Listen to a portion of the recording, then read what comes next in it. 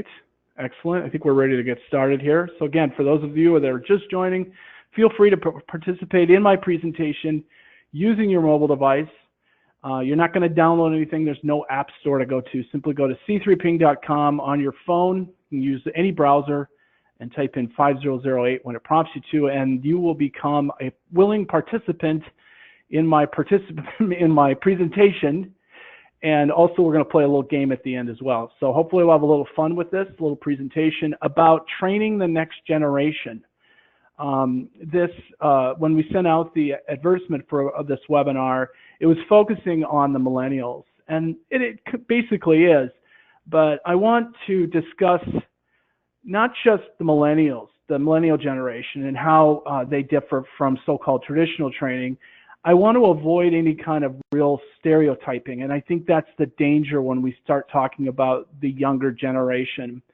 I think there's cliches out there, at least I hear them, that millennials are always plugged in. They're always looking at their phones. They're never in tune with reality necessarily, that they're sometimes lazy or they're hard to please. They're hard to relate to. They tend to bounce around in different jobs from time to time. I think all of this is a misconception. I think there's some truth to some of this, but I think in reality, we're all plugged into the digital world. I'm a baby boomer, and I see all sorts of baby boomers on the bus as I ride to work every day, staring down on their phones. I mean, it's who we are. The difference, however, and this is the interesting part, is that the younger generation, they were brought up in this from day one. They're comfortable with this technology that they're working with. And I think as trainers, it's important for us to realize that and be comfortable with it to a certain degree and find ways to engage them, to find ways to motivate them in a little different ways and hopefully help with retention. And that's what this presentation is going to be about. We're going to touch a little bit about millennials, but we're also going to talk a little bit about how the importance of gameplay can play a part in training. So, quick question I have. Well, before I get into the question part, just a quick little blurb about who I am. My name is Paul Keller, and we've been with C3 SoftWorks since the beginning of the company. We're over almost 11 years old now, and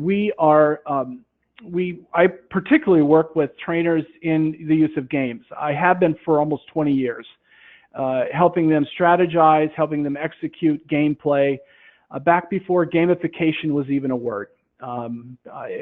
Back when I first started, it was called edutainment, and I kind of cringe at that because it kind of showed that games were really weren't looked upon as a serious form of training. It was more frivolous.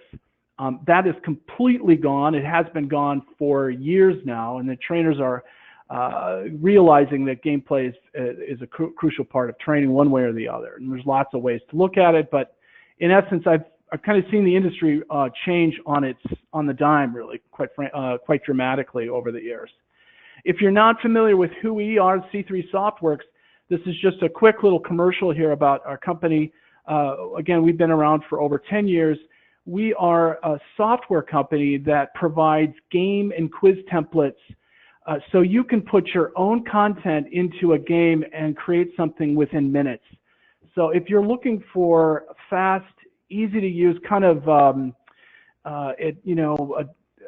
game 101 type of a program to use in a classroom, to use online e-learning with an LMS or not, with mobile learning, we're going to talk a little bit about mobile devices, and also in webinars. It's one platform, and you decide how you want to push your content out in a kind of a fun, interactive way. So I will be, after the call, I'm going to be sending everyone more information about how you can create your own game and provide a trial link for that. So look for my email as to follow up on all of that later. But that's all I wanted to say about who we are as a company. Now, before we begin, I'm going to show some questions. I'm going to ask some questions in my PowerPoint presentation just to kind of gauge where people are coming from. So for those of you that are just joining, don't worry, you can log in anytime. c3ping.com, just get out your phone, enter a code when it prompts you to. It's 5008. And then when I show a question, which will be my next slide, your phone will light up as a keypad and you can respond to my session that way. Again, this is software that we design years ago as a way to interact with PowerPoint, as a way to interact with games, whether it's in a live setting or in a webinar setting. It's just an easy way to get everyone a little bit more involved. So my first question is, are you a millennial? And a millennial being anyone that is, say, 22 to 37 years old. You were born or anywhere from like 1981 through 1996. Well, this is interesting. So weighting towards the no.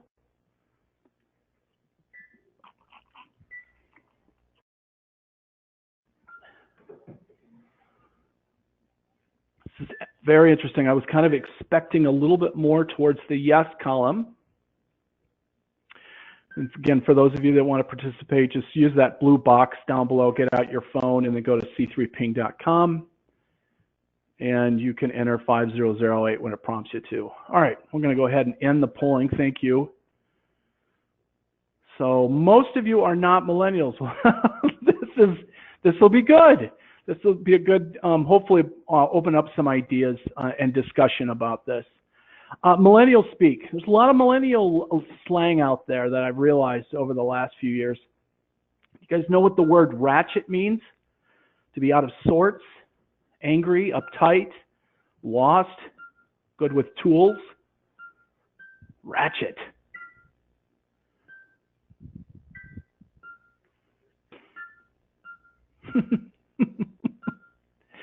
Again, this is a software program that we designed for PowerPoint polling, surveying, and that kind of thing. And these, you just drop your questions in whenever you need to, if anyone has any questions about that. So if you said to be out of sorts, you're correct. Ratchet, I love this. When it's all gone to hell, your hair, your clothes, your job, your life, pretty much what I went through last week, then you're ratchet. Anybody whose personal or professional life has gone off the rails. Thinking about getting a tattoo, my first tattoo, and it'll be ratchet. Others millennials speak. Just to kind of have fun with this, there's other, my nieces and nephews are in this generation, and I hear these terms from time to time. I love this. Bye, Felicia. This is just to be dismissed. To someone that's leaving and you could care less. Bye, Felicia. Hopefully none of you are saying that to me. JOMO, the joy of missing out. I don't even know what that means. It's like, yeah, we're better than the fear of missing out. We're the joy of missing out or whatever. I don't know. Just don't ask. This I love, lit. It's something that's especially awesome. The webinar is it, lit, right? Okay. Maybe not. Adulting. I love this one too. Adulting, millennials who are doing stuff that I do every day, laundry, paying bills, cooking your own meal, basically being an adult is adulting. What are you doing right now? I'm adulting. Okay. Dead, something that is so good, so funny, it killed them with joy. Dead. And then slay. Another thing that's a great, something that's a great job. I slayed the presentation. I love that one too. And then my favorite, yeah, sure, you betcha. Okay, that's not really it's not really millennial speak. I just had to put that in there. If you haven't figured it out, we are from Minnesota here at C3 SoftWorks, and I was born in, well, I wasn't born here, but I pretty much lived my whole life in Minnesota. So yeah, sure, you betcha, folks. All right, let's move on. Millennials are the second largest group within the workforce. Is that true or false?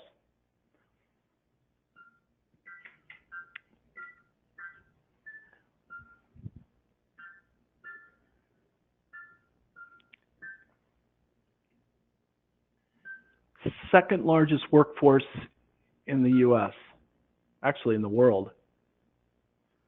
Yeah, it's kind of a trick question.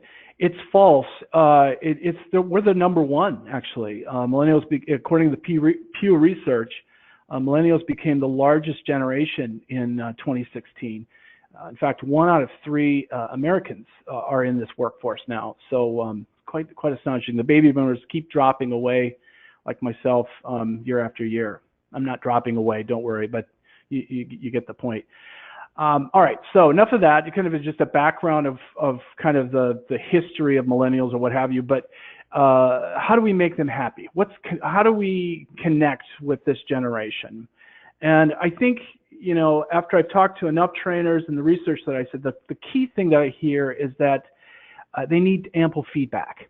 They need to be checked in regularly, and they want continuous feedback to help them stay on track with their goals.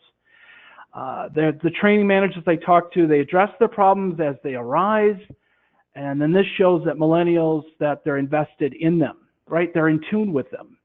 And in return, they're likely to be more engaged with their work and stay on the job longer.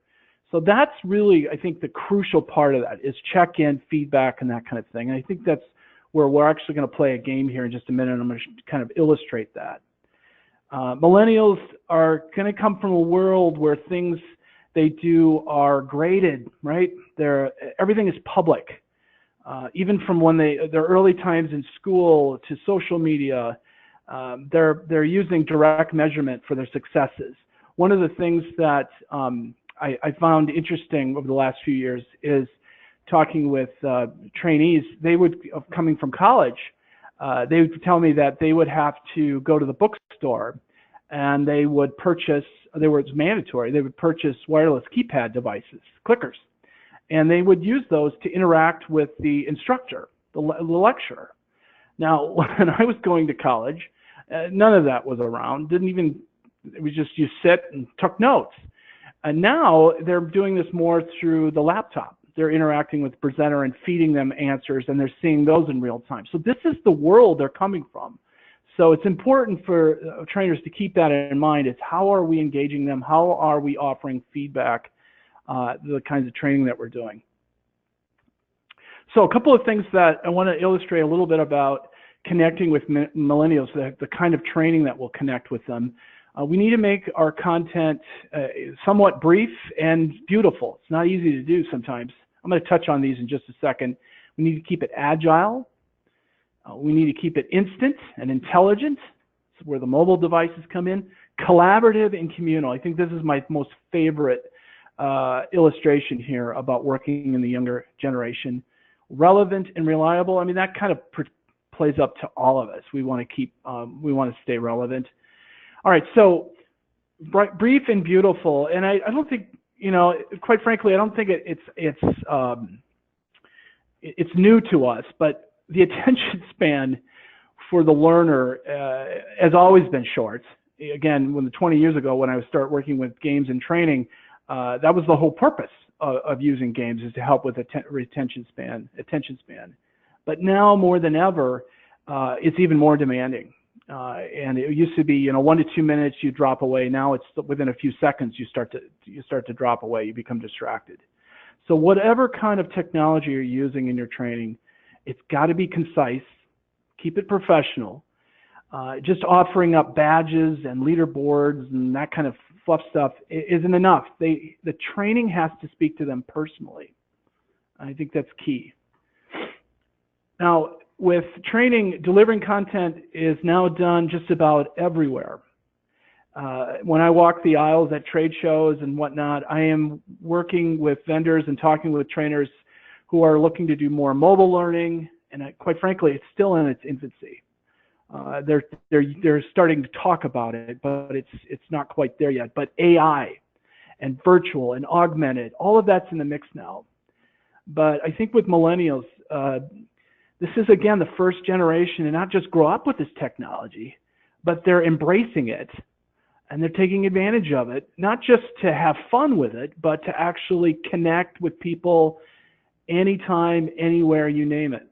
So it's a different mindset than just kind of accepting it and kind of with you know, your hands kind of across the table and say, just give it to me and I'll take care of it. But it's another thing where you're embracing it and really utilizing it. Collaborative, communal, millennials, the younger generation tends to gravitate towards learning from their peers and experts. They enjoy working collaboratively in teams and build relationships.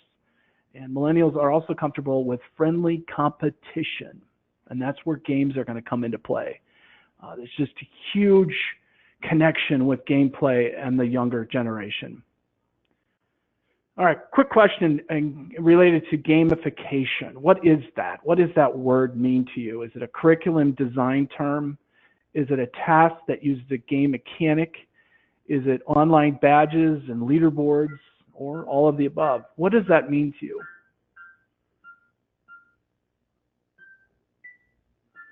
And this is more of just a survey question, obviously, but it's interesting to see sometimes. So gamification is a design term. It was developed by a consultant back in 2001, I think, 2002. He created that term. It really didn't become a buzzword for a few years later. It's basically taking a task and whatever you're trying to do and adding some kind of game component to it. Yes, it involves badges and leaderboards and that kind of thing, but gamification means different things to different people. I don't even like to use the word gamification all that much. I think it tends to be a little ambiguous and confusing. So it is a buzzword that's used. It's not going away, but I think it's important to keep that in mind. Here's a survey question for you. How can games connect with millennials? Instant gratification, hold attention span, validate progress. It's part of the culture. Which one of these mean the most to you?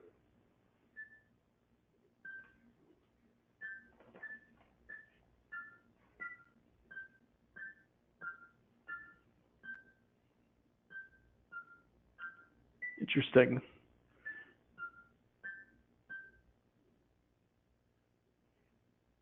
Let's see where we're all at here. So 38% of validate progress. Yeah, exactly. I think that's crucial. I think the reason why I asked this question is I think sometimes the notion of using a game is to just spice things up, to add a little energy in the room. And that's okay. That's perfectly a valid way to use it, or in your online curriculum. But to validate progress is huge, especially nowadays. And I think that's where the leaderboard thing or the results pages come into play. It's certainly part of the culture, but I think it kind of always has been one way or the other. Holding attention span, obviously, that's a crucial part.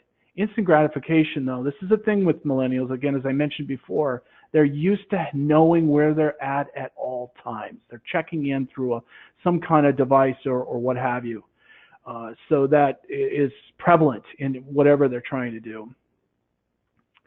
What kind of training approach do you think is best for millennials? Is it classroom, online, webinars, M-learning, all of the above?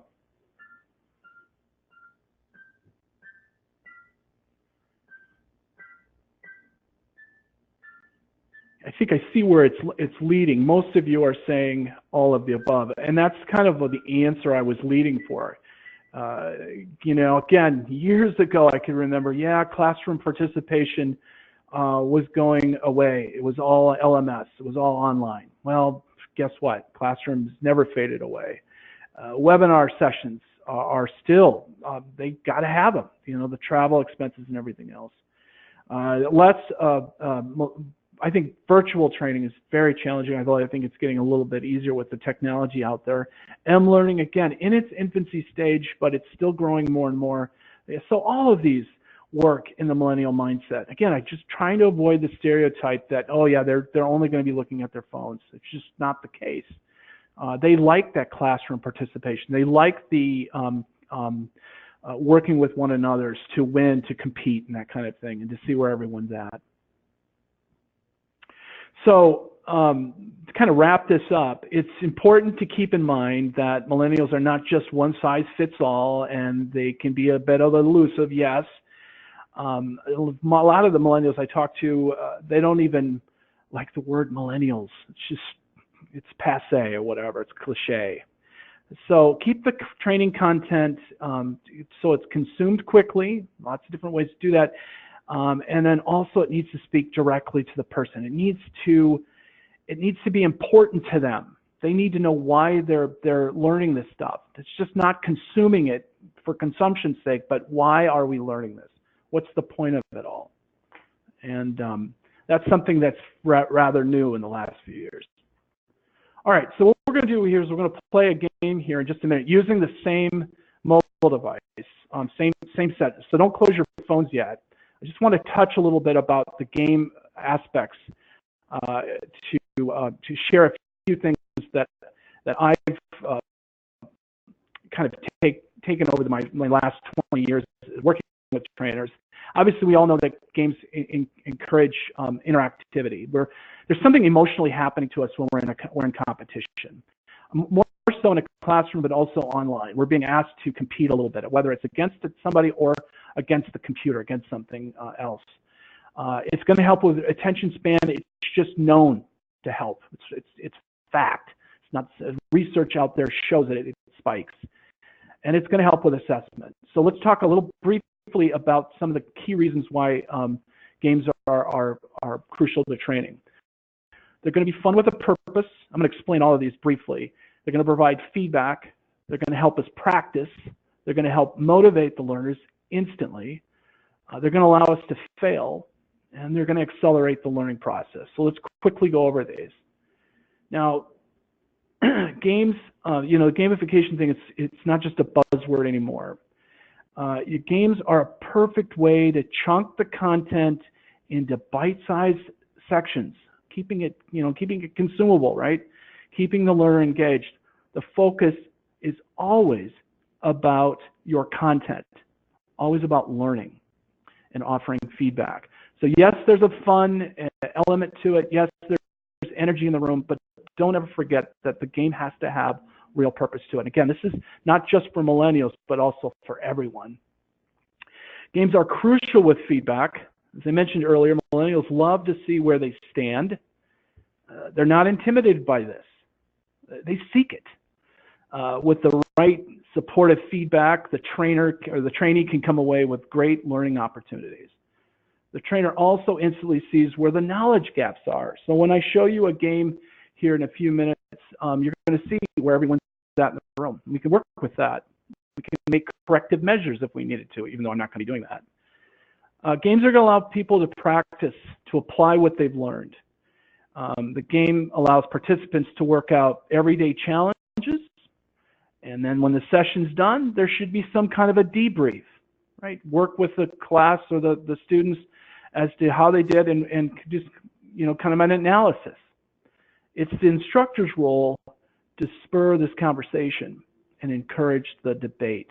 I think it's always there. They want to talk, they want to discuss, so the instructor has to pull it out of them sometimes. So motivation is crucial with gameplay, obviously. No matter what our age, we all enjoy a little competition. It's who we are. A game can drive us to show how well we're doing with materials versus others, and we're doing it in a friendly and safe way. And sometimes we get so wrapped up in the game, we forget we're learning anything at all. And I hear that more and more from trainers. They sat for a half an hour on this compliance training session, and they were so into it, and they forgot what they were doing.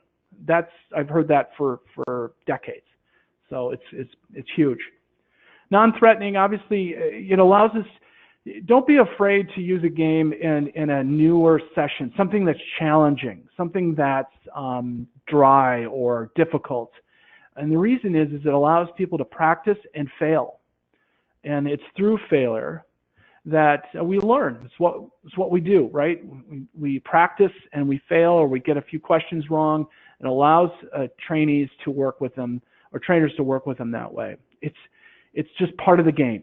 Guys, we're going to sit down, we're going to go over some material we haven't really learned. I'm going to test your knowledge, and then we're going to go back and see how we did and go over some of the areas that we still need to work on.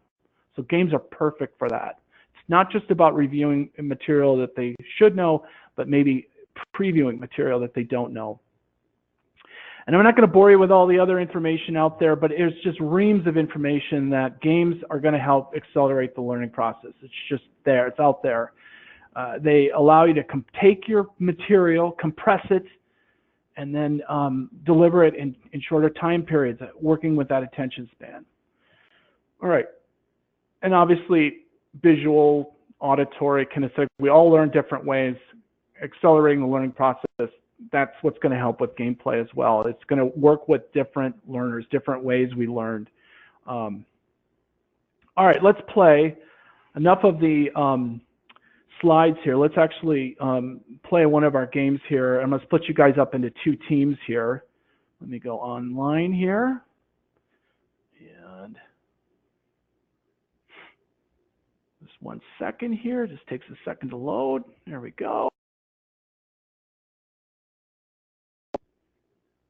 Okay, we'll go ahead and play here. So again, one of our templates we use, this game is called Catapult.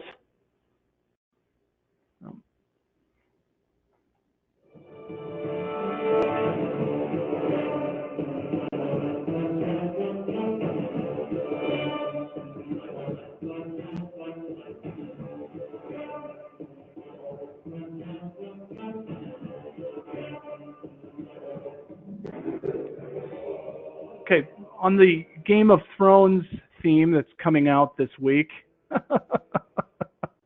Here we go. Go ahead and use your phones to assign yourself to a team. I don't care who plays. We have the Lannisters and the Targaryens. You can say I'm not really a Game of Thrones fan. I am, sort of. But I can never remember one episode after another. I've got to rewatch the whole series. So have a little fun here. Go ahead and join a team here. We're going to do a little true test for millennials. For those of you that are on the call that are a millennial, from 18 to 27-ish or 37-ish rather, you should know these questions. Some of you may not. All right. Now, once I click the next button, that basically ends the registration process. So make sure you guys get your, again, if you're just joining, it's c3ping.com on your phone. And you'll enter the code 5008.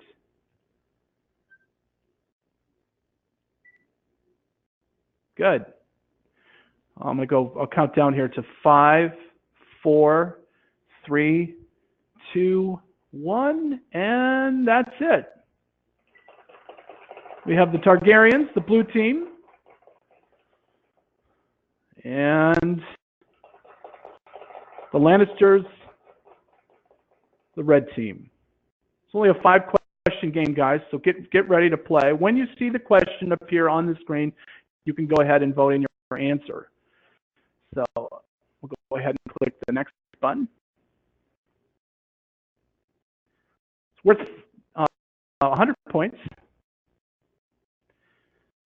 This building is the ancient rules of what popular store? Circuit City, Radio Shack, or Blockbuster?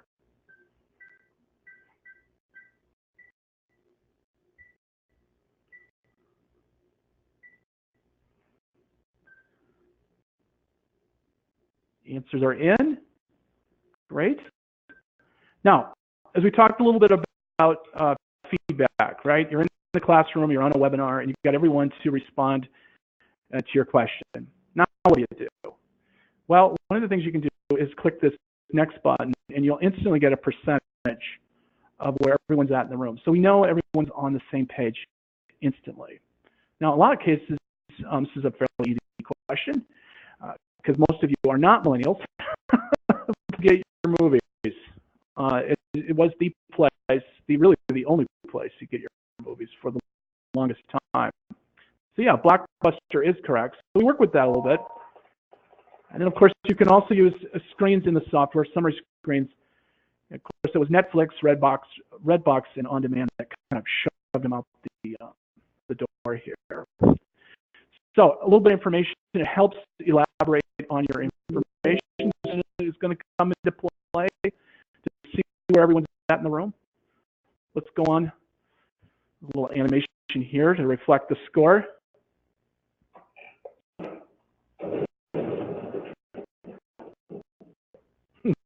Okay. We're 200 points. For some reason, my computer is really slow right now. Who is this popular little guy? Is it Chaz, Charlie, Chester, or Chuckle? If you're a millennial, you should know him.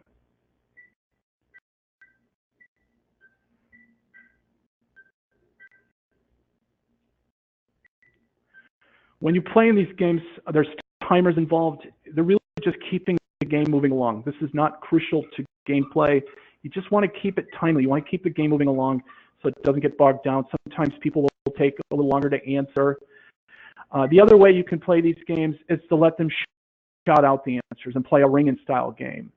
So you don't have to necessarily even involve mobile devices. And in fact, I encourage trainers to play without devices and let them do more of a ring-in style game.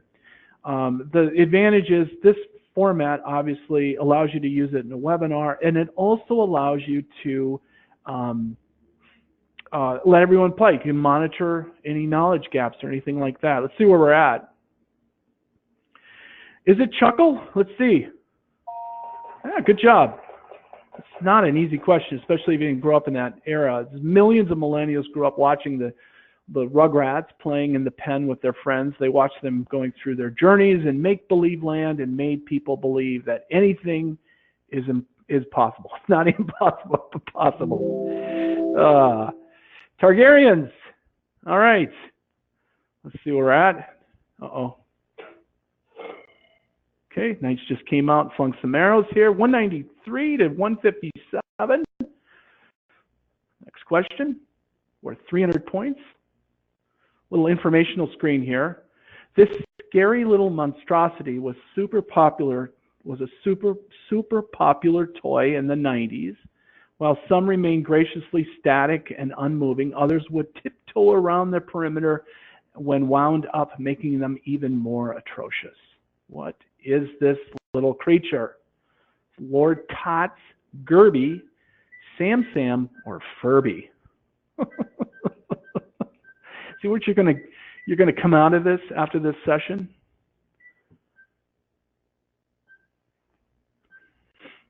Images, video, text, anything like that, or PowerPoint can be integrated into the gameplay here.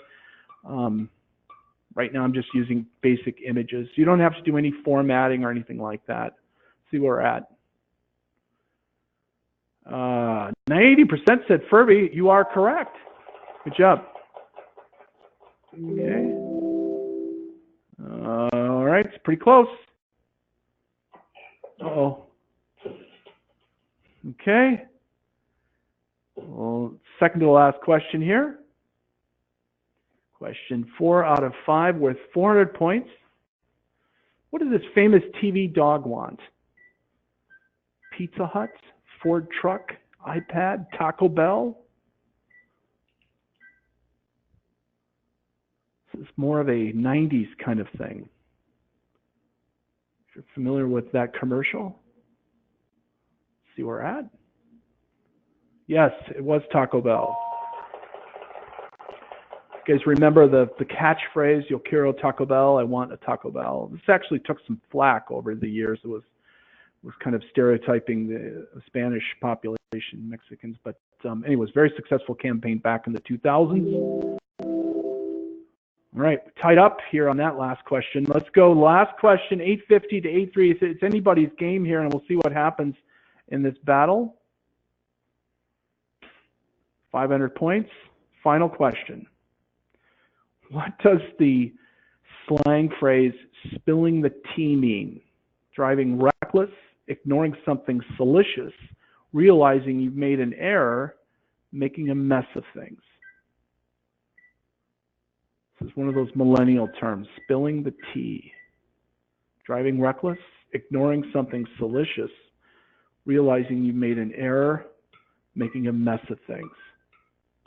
You notice that I don't have to necessarily wait for everybody to play, but each one of you is represented by a little bubble here. So if Rachel is searching the web or what have you on her phone, or Jenny, I can call them out. So this is just helping me kind of monitor the room. But I don't have to wait for all the entries, and I can go right to the answer if I need to. That's a tough question. It is not making a mess of things. It's ignoring something salacious. So it's kind of a tough question. It's when you're spilling the tea, it signifies that gossip is being shared, and therefore the tea is a little bit more difficult to swallow. Don't ask me, guys. It's that slang stuff. All right. Congratulations, Lannister. You can now destroy the castle.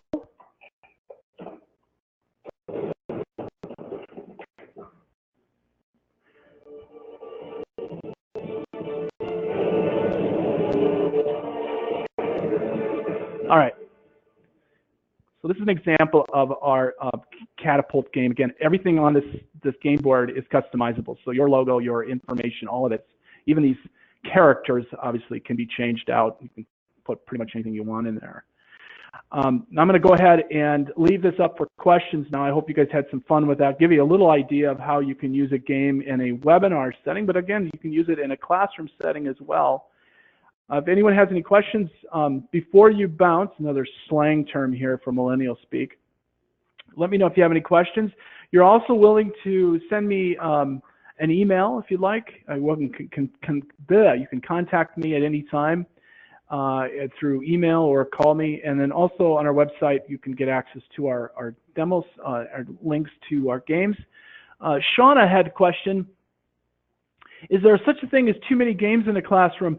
Well, I think, quite frankly, there's such a thing as too much of anything in a classroom. I think it's important to break it up with lots of different ways to connect with the class, and whether it's the millennials or the older generation, myself included, you don't want to just do one thing. And so I caution trainers to use the games in areas where it's going to help with review, that it's dry material or it's challenging material, and use it in conjunction with whatever you're doing now. It doesn't have to replace your PowerPoint presentation necessarily. So I think that's something to keep in mind. It's an excellent question. It's something that I get quite a bit of, actually, is when to use a game, how often to use a game, and so on and so